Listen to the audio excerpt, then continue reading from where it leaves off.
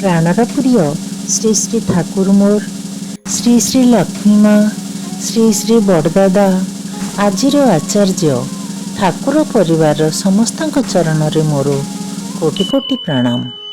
मोर यही वीडियो शुणुथिबा समस्त इष्टप्राण गुरु भाई माँ मानक मोर अंतरर जय गुरु। एमिति अछंती आपण माने श्री श्री ठाकुरंक कृपारु समस्ते भलरे थिबे बोली मोर आशा और विश्वास। आज आमे श्री श्री ठाकुरंक श्रीमुख निसृत नारीर नीतिर 145 बाणी शुणिबा। ता पूर्वरु जो माने सब्सक्राइब करि नाहंती सब्सक्राइब करि दियंतु, कमेंट रे निजर मतामत लेखंतु। नारीनीति शुणिबा पूर्वरु श्री श्री ठाकुरंकर मु गोटे बहुत सुंदर कथा आपण मानक सुनाइबी। 1940 मसीहा फेब्रुआरी मासरे हिमायतपुर निकटवर्ती बरिशाल बासिंदा जड़े गुरु भाई आश्रम रे आसी केते दिन रहिथिले। से पेशारे वकील थिले। आश्रमर सबु कार्यकलाप अनुध्यान करुथांती। थरे श्री श्री ठाकुरं को रिपोर्ट करने ढंगरे कहले, आपण हुए तो जानी पारु नथिबे एई आश्रम रे निष्ठापर कर्मी तो अछंती, किंतु आउ केतेक अछंती किछि दुष्ट प्रवृत्तिर ओ आउ किछि अलसुआ। से भाबिथिले एपरी एक अनुध्यान विवरणी रे श्री श्री ठाकुर खुशी होई विस्तृत व्याख्या चाहिबे, किंतु यह शुणी श्री श्री ठाकुरंक मुह विषर्ण दिसिला। से अति करुण भावरे कहिले, कौन करबी दादा, बहु पतित संतान मानकर मु जणे अबोध पिता।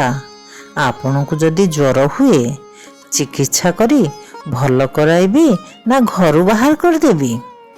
जार संतान पंगु तार बापा तार बेसी जत्न नियंती ना ताकू अंतर कर दियंती।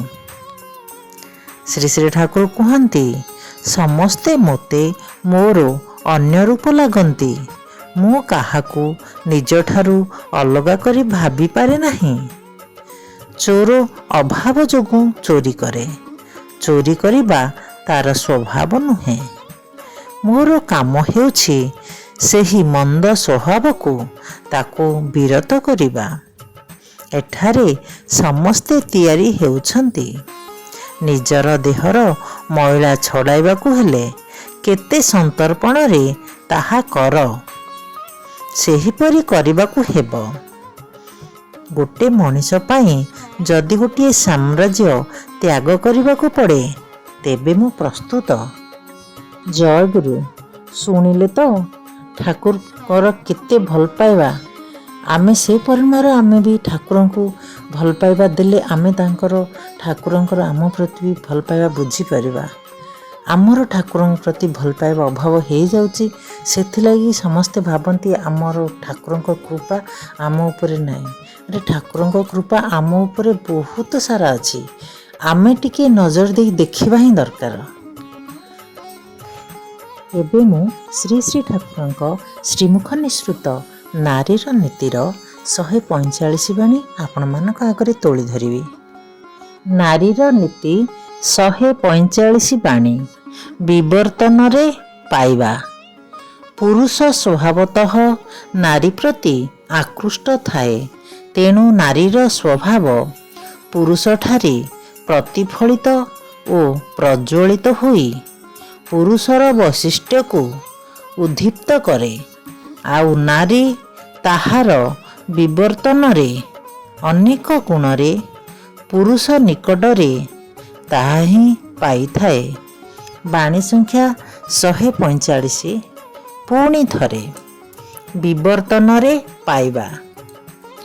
पुरुष स्वभावतः नारी प्रति आकृष्ट थाए, तेणु नारीर स्वभाव पुरुष ठारे प्रतिफलित और प्रज्वलित होई पुरुषर वैशिष्ट्य को उद्दीप्त करे। आउ नारी ताहार विवर्तन रे अनेक गुण रे पुरुष निकट रे ताहा ही पाई थाए। बाणी संख्या 145। जय गुरु।